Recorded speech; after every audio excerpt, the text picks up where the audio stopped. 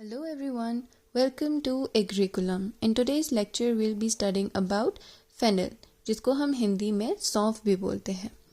So fennel का botanical classification है, botanical name होता है Phoenicellum vulgare, family होती है Apiaceae, origin is Southern Europe या फिर Mediterranean. Now is plant characteristics. जो plant type होता है it is biennial, but as spice crop हम इसे annual crop की तरह treat करते हैं. Height होती है 1.5 to 2 meters and stem होती है erect, grooved and branched. Leaves finely divided और feathery appearance के होते हैं. Flowers बहुत small होते हैं, yellow color के होते हैं और inflorescence होती है umbel.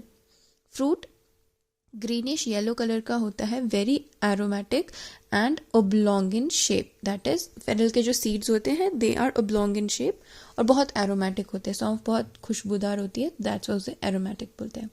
Next is importance and uses. First one is spice. It is used as a spice cooking purpose में, टीज में या फिर स्वीट्स में. मेडिसिनल पर्पज में it improves digestion, relieves gas and bloating. Aromatically, it is rich in essential oil. Anethole एक essential oil होता है which fennel का होता है जो which has antimicrobial properties. Industrial use में it is used in flavoring, perfumery and pharmaceuticals. Next is soil and climate requirements for fennel. Soil के लिए हम well drained loamy and sandy loam soil prefer करते हैं. pH 6.5 से 8.5 रहना चाहिए. Organic matter should be high. The soil should be rich in FYM या फिर compost. Climate cool dry climate होना चाहिए because frost sensitive होता है fennel at the flowering stage. Temperature 15 to 25 degrees Celsius which is a cool temperature crop. Rainfall 50 to 25 centimeters is ideal and sowing time is Rabi season which is October to November. Now next is popular varieties of fennel. First ones are RF 101, RF 143, RF 125 जो कि राजस्थान के लिए popular है. Next is Gujarat fennel 1, GF1 and GF2 जो कि गुजरात के लिए है. Next Hisar Swarup, very popular variety this one is Hisar Swarup. It is high yielding and good oil content होता है उसके सीड्स में. Lastly CO1 which is from TNAU and it is suitable for dual purpose. Next is nursery and transplanting. For nursery, the seeds are sown in raised beds October के time पे. Transplanting होती है जब 30 to 40 days after sowing time हो जाएगा.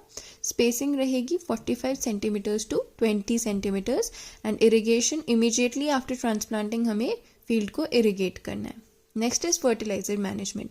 FYM recommended dose होता है 15 to 20 tons पर hectare, that is before transplanting. और नाइट्रोजन, फॉस्फोरस और पोटेशियम NPK होता है 90:40:20 kgs पर हेक्टेयर. एप्लीकेशन के लिए जो फॉस्फोरस और पोटेशियम है उसके फुल डोज अप्लाई होते हैं. नाइट्रोजन के हाफ डोजेस अप्लाई होंगे. First one is at the time of transplanting and the rest is 30 to 45 days after sowing. Next is irrigation, weed management and harvesting. For irrigation, light irrigation की जाती है after transplanting और subsequent irrigations होती है 10 to 15 days के intervals पे depending upon the environmental conditions. और हम watering stop कर देते हैं a few days before harvesting. Next is weed control. 2 to 3 manual वीडिंग्स enough होती है या फिर हम प्री इमर्जेंस हर्बिसाइड का यूज़ भी कर सकते हैं.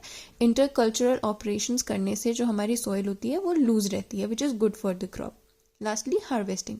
130 to 150 डेज में आफ्टर सोइंग हम हार्वेस्टिंग कर सकते हैं. And when fruits turn greenish yellow that is the stage to harvest the crop and we cut umbels and then dry them in shade. That is the method of after harvesting. Next is physiological disorders in fennel. The first one is flower abortion. Flower abortion का cause क्या होता है? Temperature stress या फिर nutrient deficiency हो जाएगी तो flower abortion हो जाता है. Symptoms होते हैं कि umbels जो है, जो कि उसकी inflorescence है, umbels, fruits, flowers, वो सब ड्राई कर जाते हैं without seed setting. Seed set हुआ नहीं और फ्लावर्स पहले ही ड्राई हो गए. That is flower abortion. Management होता है in order we need to maintain the temperature and we need to apply micro nutrients. Specifically zinc और बोरोन जो माइक्रो न्यूट्रिएंट्स है they have to be applied to the fennel crop ताकि ये physiological disorder ना हो. Second one is seed shattering. Seed shattering का cause होता है ओवर राइपनिंग और डिलेड हार्वेस्ट। जब हार्वेस्टिंग हम प्रॉपर स्टेज पे ना करें, डिले कर दे, तो फिर सीड शैटरिंग होती है। सिम्टम्स होते हैं कि मेच्योर सीड्स जो होते हैं वो प्लांट से झड़ जाते हैं। और मैनेजमेंट, टाइमली हार्वेस्ट अगर हम करेंगे, जेंटल हैंडलिंग करेंगे, तो हम मैनेज कर सकते हैं इस प्रॉब्लम को। That's all for today's lecture. Please like, share, comment and subscribe. Thank you.